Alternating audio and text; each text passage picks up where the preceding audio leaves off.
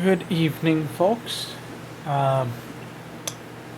We have in front of us tonight a Norstar M200-M dual voltage input MIG flux core wire feed welder. I purchased this because I had to do, I will be doing quite a bit of aluminum welding coming up. And my old welder is not capable of being set up with a spool gun. So, a spool gun is required for aluminum welding. Well, not required, but makes it 100 times easier and 100 times more likely to be successful of actually welding something. After shopping around, looking at all different welders and pricing things up, features, so on and so forth, came down to a few different models, and the options I had were a little bit limited, being that I needed to have something capable of using a spool gun and fit within my budget. The one I'd really like to have gotten was a Hobart, but just the welder alone was $1,000, and another 200 and something for a spool gun on top of that. I didn't have a cool grand to spend on a welder. Shopped around a little bit more, saw a bunch of different options, and a couple brands came up that I saw at a local welding supply shop, and they had a few different things on display. There was the Norstar, a few different models of Norstar, and there was a few different models of Eastwood, a couple newer brands on the market, and kind of compared. They had them on display. Originally I was just going to go with a 240 volt unit, but since the work I'll be doing I'll be a little bit more mobile, having to do some pontoon boat welding for different people, rather than bringing the pontoons to me, I'll be going to the pontoon boats and other aluminum boats that for the few rental shops that I'll be working at, but they don't all have 230, 240 volt setups. But everybody's got 110, 120. So, comparing, I saw this one. It's a few bucks more. It's like 50 bucks more than the Eastwood I was planning on getting. And then I had the spool gun was separate, but it was 99 bucks. And this one is actually, and they had a side-by-side comparison and opened up, so on and so forth. Side-by-side comparison with a Miller welder, and it's pretty much identical. Well, it's not made in the USA. It is made in China, which what's not nowadays.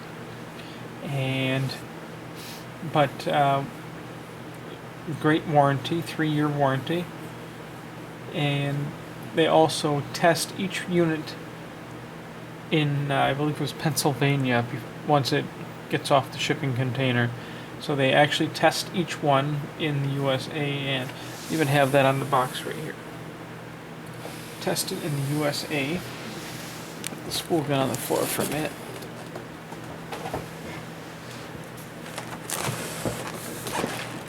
It's a heavy bugger, and it's even got special tape resealed. It says tested in the USA by Coplay Norstar. Holy crap, that is heavy.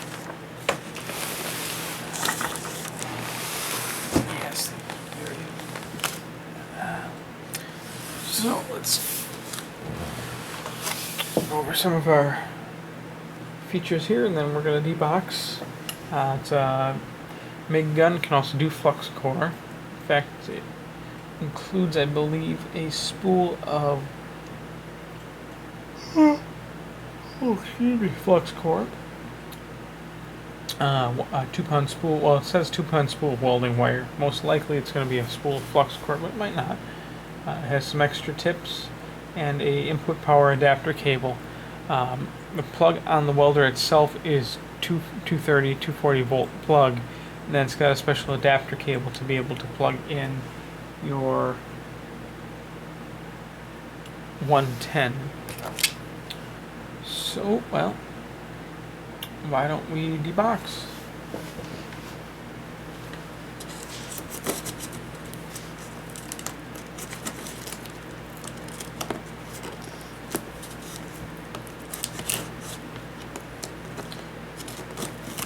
Time to sharpen the knife.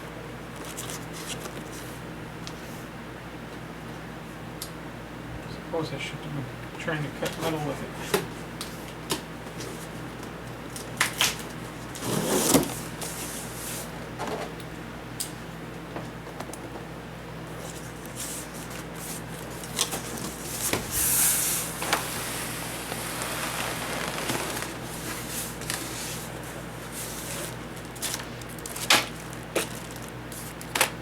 Start with this. We have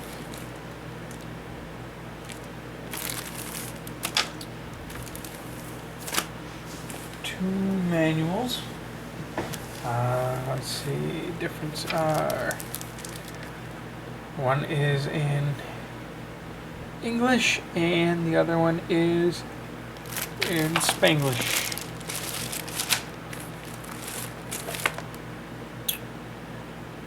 And of course, keep the plastic bags away from small children so that way they don't suffocate. And it even has 2 extra welding tips in here. This is a size, it's like 30 thousandths and 25 thousandths. Put that out of the way for now. Next.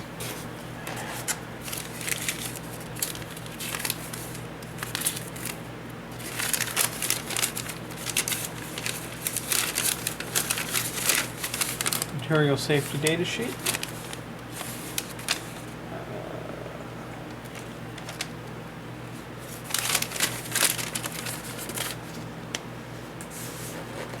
Here we go. 2-pound spool of Inweld wire. This is 30 thousandths mild and low alloy steel welding wire. Let's see, made in China. Hazardous to your health. Big surprise. Oh, electric shock can kill you. That does not. This does not appear to be flux core. So this appears just to be regular welding wire. Let's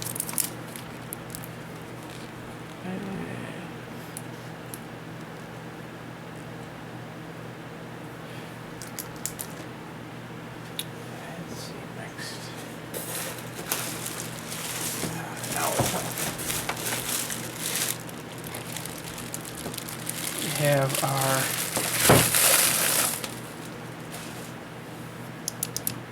gun.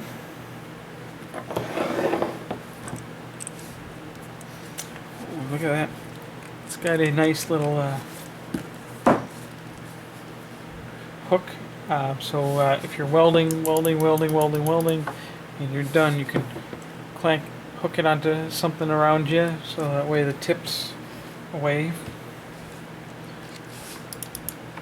It's a nice sturdy gun. Feels just like Miller. And it looks just like the Miller that was on display. And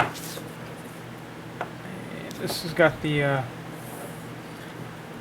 was curious what kind of sheathings inside the cable.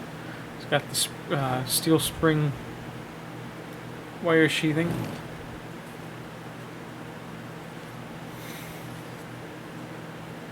Of course, plug for your control. This definitely isn't your Harbor Freight welder.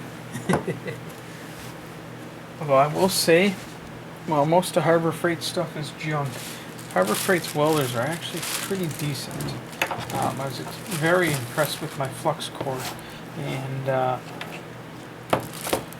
for the work that I've been doing, all my Harbor Freight welders have been absolutely perfect, but gotta step up the game a little bit. And another thing I was told is that all the consumables, so like your, oh, I was going to unscrew that and take a look. I'll do that another time, no reason to. All your consumables, your welding tips, even your cable, everything, all your consumables are supposed to be backwards compatible with Miller components. So you never have to worry about that one major project that you're working on, time sensitive, and then all of a sudden, oh, I'm out of tips, or oh, my gun broke and I'm screwed.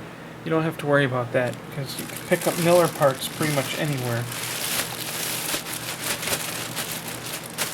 That's a gun. Put that aside.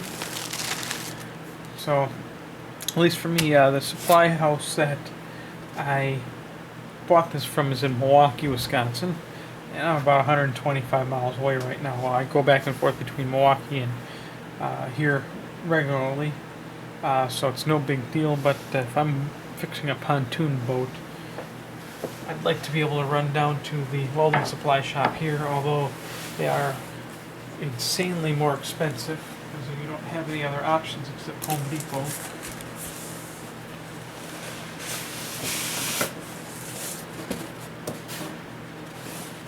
Great packaging. And I'm being serious, it is very, very good packaging. I'm going to have to move this to the floor. It's a little too heavy and a little too big for me just to lift.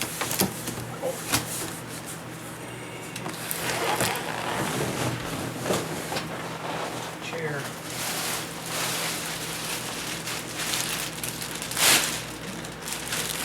I can tell it's been opened once before, obviously. USA tested. Get the bag from there.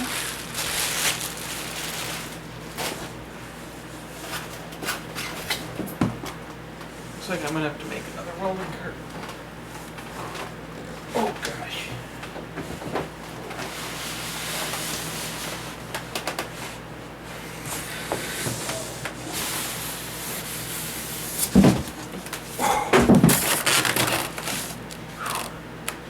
Oh god, this thing is heavy. It's going to be about 80 pounds or so. Get some of this extra stuff out of here. Let's go over one or two things at a time. Don't have to rush.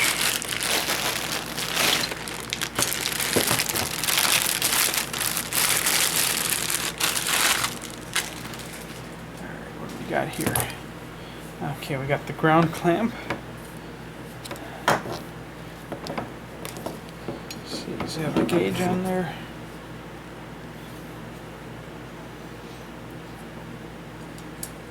No gauge on the wiring, but this looks to be about 2 AWG or 2 gauge welding wire. The terminal is appears to be steel. Not too happy about that. Probably would have only cost him 15 more cents to put a copper lug on, or copper terminal on the end there. Likewise, the actual ground clamp is also steel,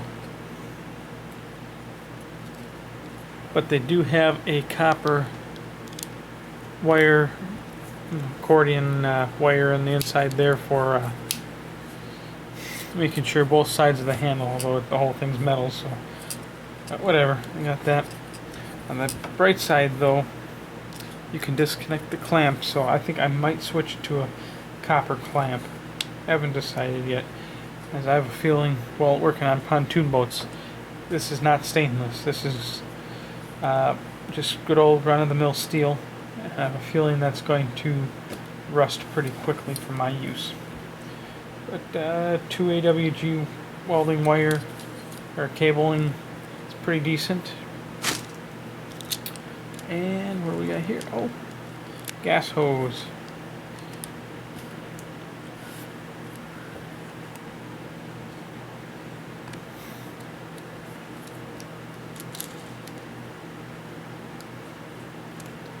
Looks pretty good, not much I can really say about that.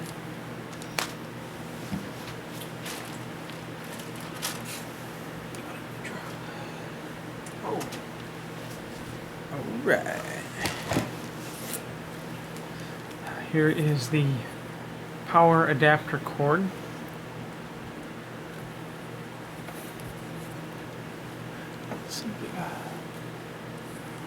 More commonly, even though this is the correct way with the grounding plug on top, that's the correct way to have an outlet, both 120 and 240.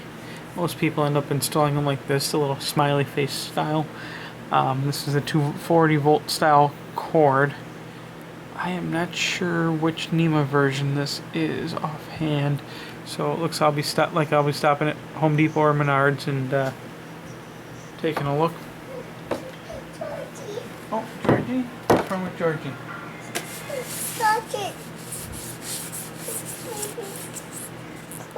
Oh, okay, go see if he... Here's George. Go on. So, this ends for your 110, and this is so you can plug the 240 volt welder into your 110. Because remember, this is a dual voltage welder.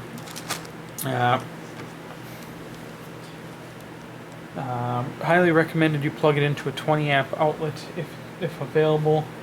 You might get a little bit too much voltage sag on a 15 amp, but at least you have the option to do so if you need. Let's see, what else do we have? Oh, here's our gas regulator. Looks to be all brass. Nice setup. Very heavy.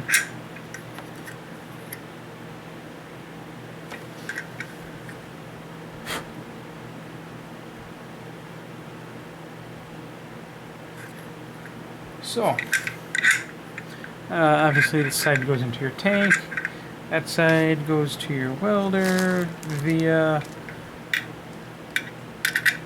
and so on and so forth. Not too shabby. Open, close.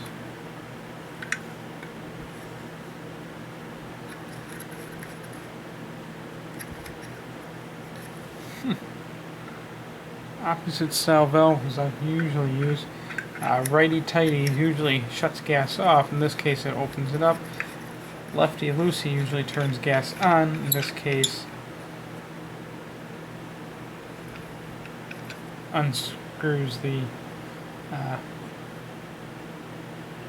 handle. I'll have to play with that. Seems to be opposite of my old units. Anyways,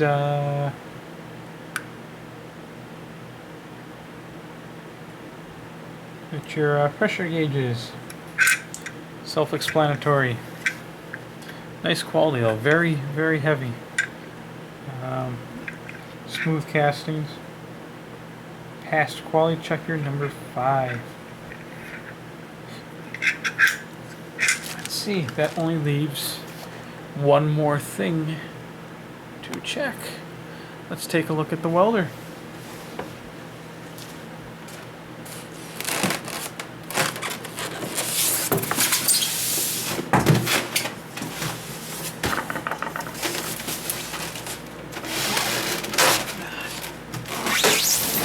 Wow, that's in there.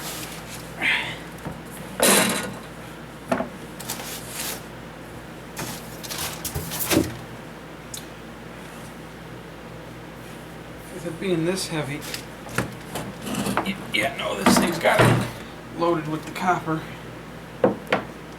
Whew. Wow, that was...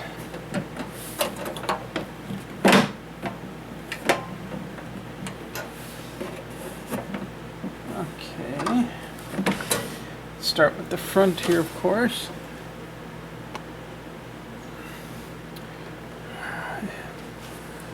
Gun to trigger receptacle.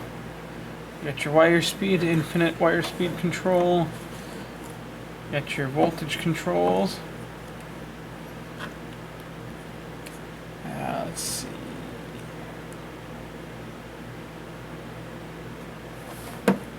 Oh, here we go.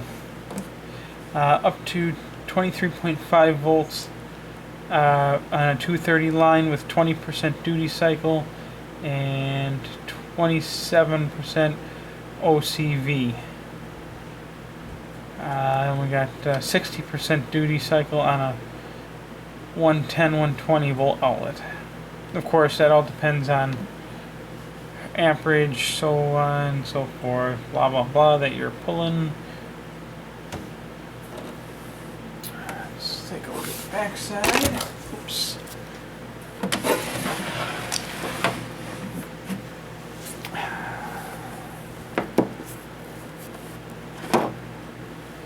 And a little sticker tested in Coplay, Pennsylvania.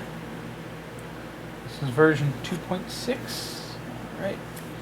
Gas input, still nice brass fitting. Built-in circuit breaker by Shiji.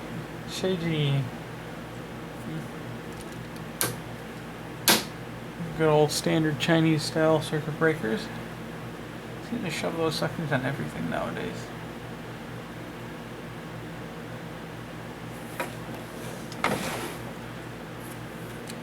Not sure if we get the correct idea for the amperage.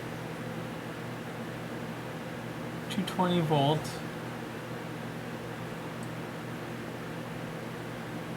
It's not giving me a straight answer for the amperage on that. Of course, it talks about input voltages, phase, hertz, exact, etc. There we go. Output on a 115 volt line, 25 to 90 amps, 230 volt, 25 to 150 amps.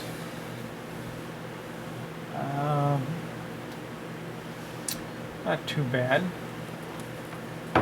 Fine for what I'll be using it for. Of course, there you got your 240 plug, and it's just like me when I plug in my car. Plug that Tesla in, man. And now we got 110.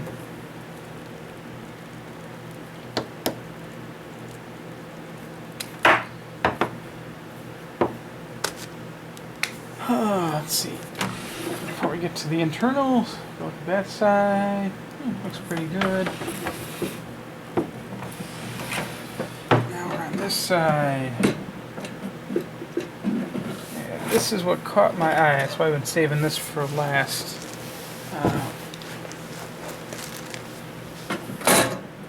The door wasn't quite shut when I got it. And I don't know how well. Let's see if we zoom. Right about there.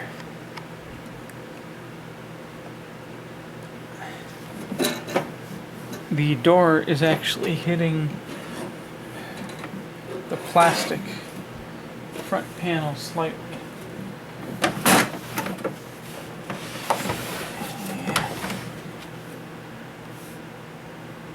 Because the outer metal shell wasn't put in properly. Oh, zoom back out for you. What's this little clock? Go lay down. See Clock? what? It's a clock. Crocodile? Okay. I don't know how well you can see it, but up here the metal is properly fitted in the plastic. As you go down, it's on top of the plastic. So it probably means I'll have to unscrew the bottom screws down here tomorrow, and I don't know how that passed quality control. Doesn't look like they really would have tested it if they missed that, unless they had a problem with the unit and opened it up. So a little disappointed, not too impressed by that point. Let's at least check out the internals then. Let's see what we got. Very nice brass fitting down here for the wire gun. I'm not going to assemble everything, but I got everything piled. When you slide the wire feed in through here, this brass piece, open that up.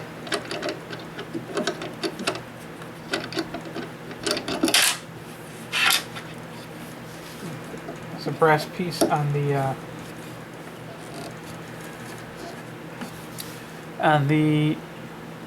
cable going in there. Goes in there, you tighten it down. This is how your wire gets electrified through there, or the cable gets electrified. And you can switch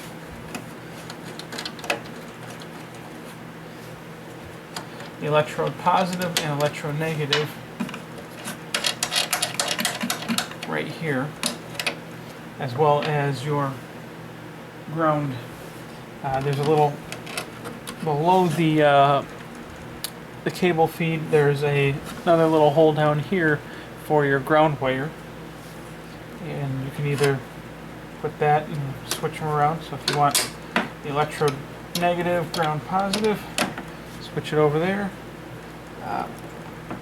It's not much play. The wire's going to be crinkled a little bit on that one. I'm going to leave it on electrode positive for now. Do some welding tomorrow. It's a little late right now. Plus it's flipping humid out. Forget that. Let's get your wire tensioner. Nice ball bearings. Yeah, it's all metal, no plastic that I can see. Tiny, tiny, tiny bit of rust on the end of the wire guide.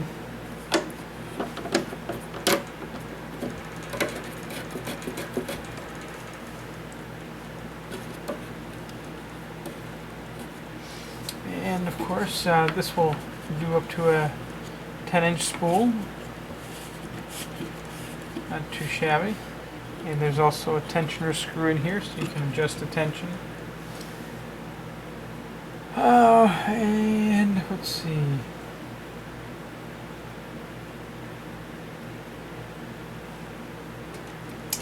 Got your spool gun power, because the spool gun will plug in directly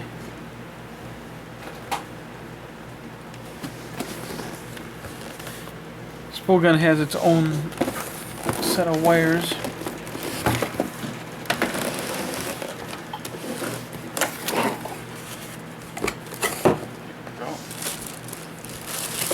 So when you connect it up, the controls change the function to properly power your spool gun. But you have to make sure you switch that little toggle over.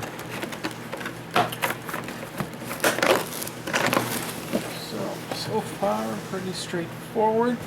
Oh, and check this out. Let's get this centered up here, and I'll zoom in for you.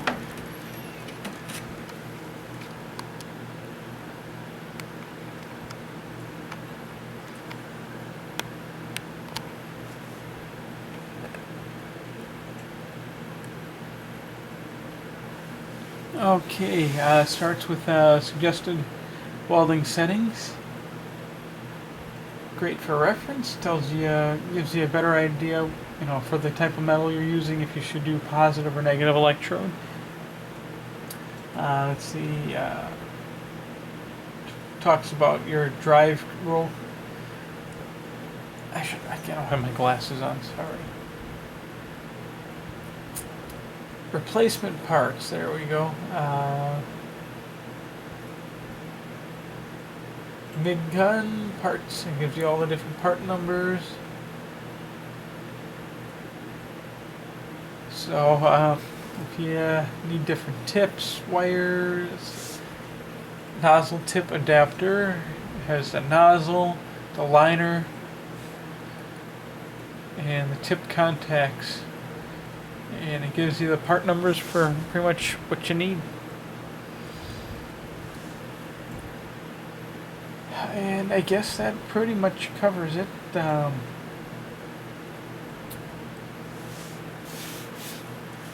Back out here.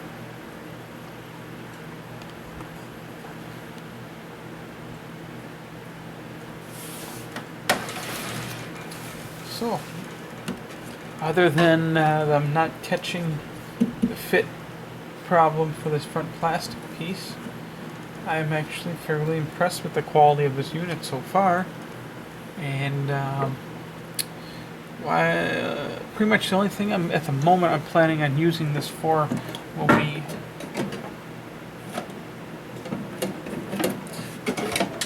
be aluminum.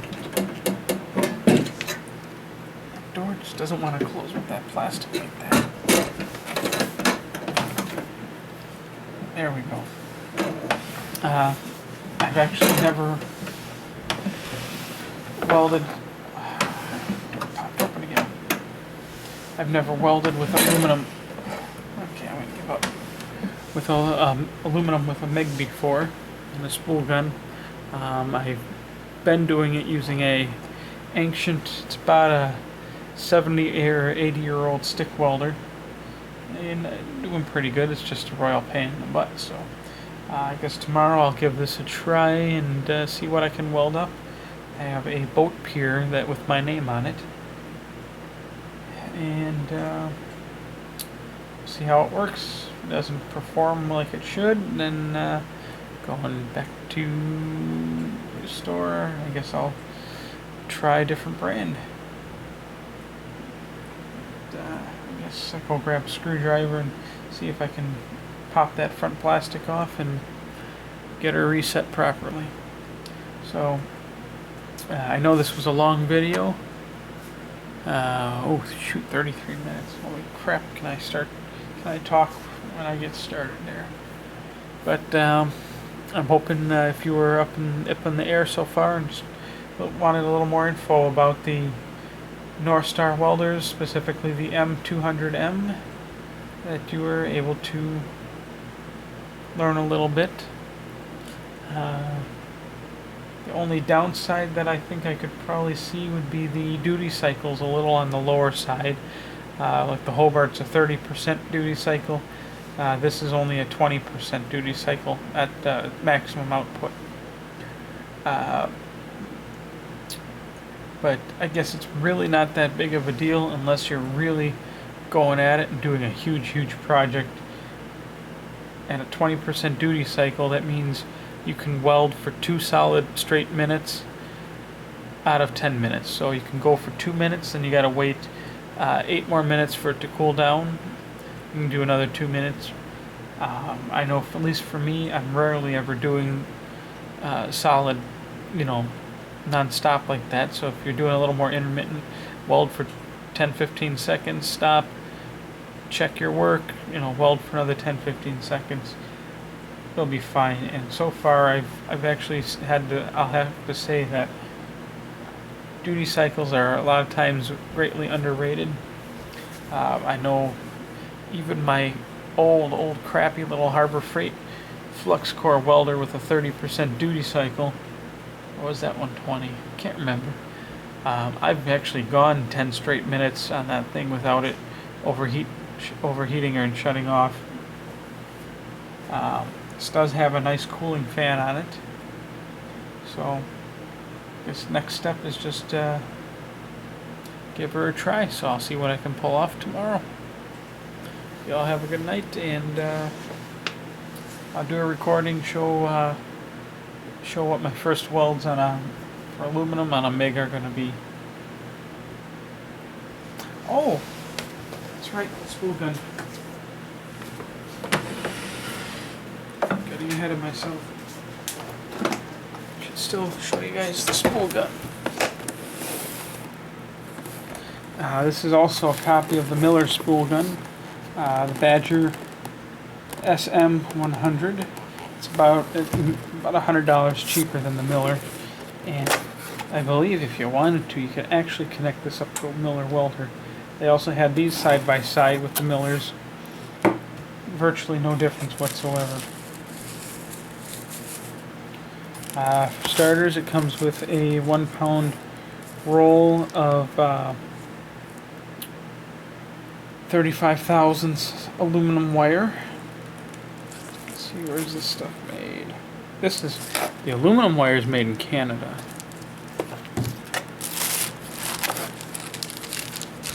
I bought some extra tips separate when I bought the welder the other day.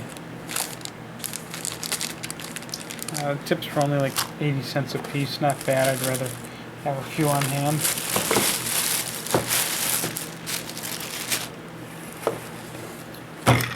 Connects up pretty much the same as the standard MIG cable. The only difference is, if you notice, there's no hole and there's no liner in here, but there are the holes so the gas can flow. Power connection. Oh, and it does have 2 more tips in here. Great. And the spool gun itself. It's actually extremely lightweight. I was a little surprised. Check out that nice mechanism in there.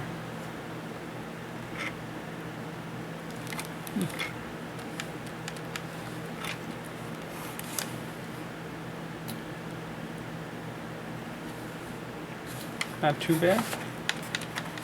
Suppose you do that, you add your 1 pound spool. It gets a little heavier, but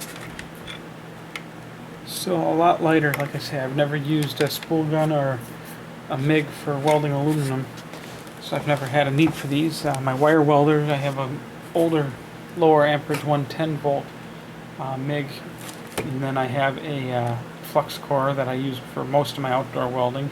I can lay a pretty good bead with the flux core, but I was expecting this to be quite a bit heavier and a little harder to control. I wasn't expecting it to be so lightweight. Very impressed, and I'm actually, so far, I'm pretty happy with my purchase. As long as I can fix the door closing issue on that welder over there. And I am rambling on again. Again, we're at 38 minutes. So, call it quits for this. Please check out the next video for the actual welding process. See if I can turn out anything decent.